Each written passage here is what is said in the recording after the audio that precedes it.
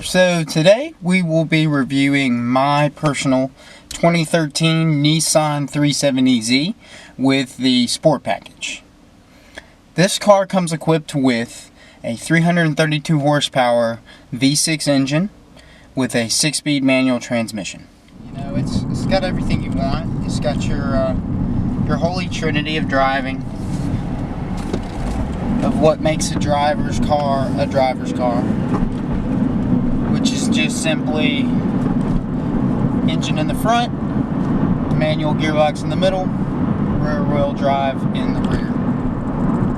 It's got a notchy little short shifter as standard. It's easy to find the gears. It's a little rubbery. It's not quite as good as, say, an S2000 or a Miata, but it's a lot better than the BMWs I've had. So with the sports package in this car, you get 19-inch forged raised wheels, Brembo brakes on all four corners, and of course the synchro rev match function if you get the 6-speed manual, like this car is equipped with. Personally, I used the rev matching once and I hated it. So I've had that cut off since the first week I got the car. I've had the car for almost 8 months. I would just much rather heel and toe myself. And around town, if you have it in the synchro mode, it really gets frustrating. I'm gonna see if I can get it recorded what it actually does. If you're one of those who just around town takes it out of gear and puts it in neutral and coast sometimes, it does this really annoying thing where when you take it out, say you're in 5th gear and you see a red light, and so you take it out of gear and you just want to coast up to the red light, it will rev the engine when you just shift it into neutral, and it's just a really obnoxious, weird sensation. I'm going to see if I can get it to do it here. I don't know if you heard that, but I was cruising in 6th gear at about 2200 RPMs, and I'm going to do it again. You take it out of gear and put it in neutral, and it revs it to 5 for no apparent reason. Now if you put it into 5th, it obviously, or even into 4th, it does it by itself. It matches perfectly, but say you're in 5th, 3000 RPMs, you put it into neutral, it revs it to 5.5 for no apparent reason. Go ahead and cut that back off. We'll have to say this car looks a whole lot more expensive than it actually is. I have people walk up to me and ask me, you know, what job do you do where you can afford such a nice car at such a young age? And I told them that it really wasn't that expensive. You know, your Honda Accord brand new costs almost as much as this car brand new. It's all about your priorities and what you can sacrifice. You don't need a back seat, you know, and you don't have a whole lot of stuff to look around. Just about anybody can buy one of these and daily it. I mean, you know, you can get it to a 2009, which was the first year that they made the 370 for $14,000. You know, that's a perfect first car for somebody if you've got that kind of money at that age. This is a car that's very easy to drive very quickly for somebody who doesn't know what they're doing. Just almost killed a squirrel there. Now, when it comes to the noise that this car makes, you really can't hear the exhaust at all.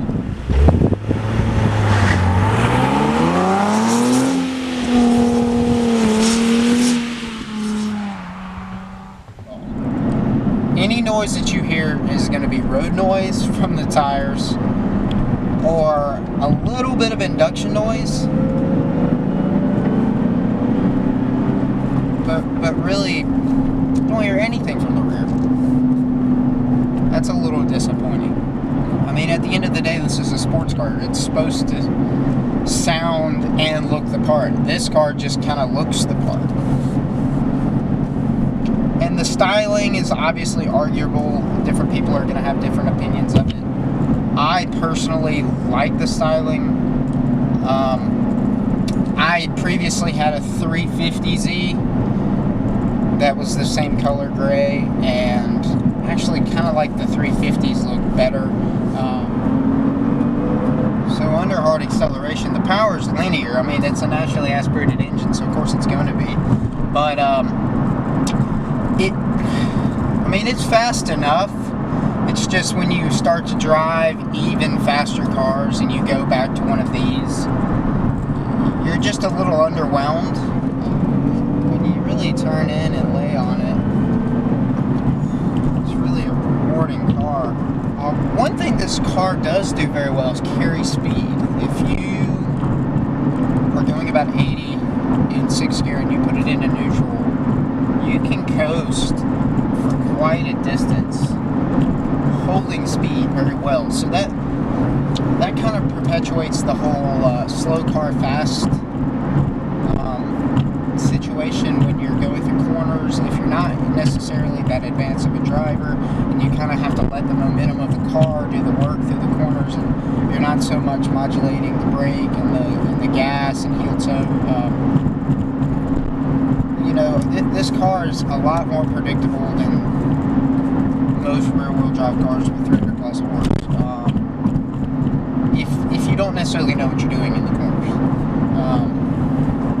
That's not to say this car is easy to drive. It's just easier than some cars to drive. Like, for instance, the 350Z did not have nearly advanced differential traction control system, so it didn't matter. Even if you started in 2nd gear and you had brand new tires, if the road was wet, you're gonna spin your wheels. In this car, the power is just that much more reeled in. It's reeled back. This is more of a GT car and less of an all-out sports car. Now, that being said, I personally feel like this is not necessarily a sports car. It's more of a Japanese muscle car. It's just too heavy to be considered a sports car. It kind of lumbers through the corners. Of course, it sits into them because it's so low, and the center of gravity is so low. It sits in them and rolls through the corners pretty well, but there's not that much body roll. But it just does not feel as sharp and as direct as, say, a real hardcore sports car like an E46 M3 or an E30 M3. You can really feel the weight of this car. Not so much under hard braking or through some tight corners, but when you're really just stopping and accelerating in everyday driving, you really kind of feel the weight. When you don't have the engine high up in the rev range and you're kind of low down between 3,000 and 5,000 RPMs, you can really feel the weight of this car. It weighs about 3,300 pounds, which doesn't sound like a lot, but for a two-seater that's this short of a wheelbase, that's really pretty heavy. Now, what are some of the things I don't like? It's obviously a Japanese car, so all the plastics that are used are just not quite as nice as you'd hope to find on a $30,000 car. But the things that you come in contact with, the seats are nice. For cloth seats, they're very comfortable. They're good on long road trips. The steering wheel's leather is very nice. The gear shift knob it's pretty nice leather. But for instance, the dials to change the air conditioning, it just feels so cheap. It doesn't even have automatic climate control. You have to manually adjust everything. And then if you look right next to that is a push-to-start keyless entry system. I mean, it's like, why did they spend so much money on that and not enough on this or the radio or this weird cubby hole that everybody who reviews these cars scratches their head about? Like, what is that? What is going on with that? On the highway, it's pretty comfortable if the roads are smooth. If the roads are bumpy, it gets a little rough, there's no doubt. But I mean, it's a sports car. There's obviously going to be a compromise on the ride so that the handling is on par. Now, of course, it does have hydraulic steering, which gives you plenty of feedback in these days where every car company, it seems like, is going to electric steering, electrically assisted power steering. It's a breath of fresh air to have a car with traditional hydraulic steering. So would I buy this car? I mean, I obviously bought it once. Would I buy it again? Maybe. It's just one of those cars that you buy and you either absolutely love it and you keep it for 5 or 6 years, or you buy it and you just say to yourself, you know, I'm looking for something else. I personally came straight from a E92 M3 to this car. I was just looking for something a little newer, something still under warranty, as I had to put throttle actuators in the M3, which about broke me. So coming into this car where it's under a full powertrain warranty, you just have the peace of mind, and it's about half the price. So I don't think I'd buy this car brand new, though. I think I'd wait and get one that's about 2 or 3 years old, pretty low miles. You'll spend around 22, 23, depending upon where you are, for a base model with the sport package like this car. Thank y'all so much for watching this review. If you'd like to leave a comment below, I'll try to answer it as quick as I can. And if you'd like to subscribe to see more content from Landmass Automotive, just go ahead and click that subscribe button. Thank you so much. Have a good one.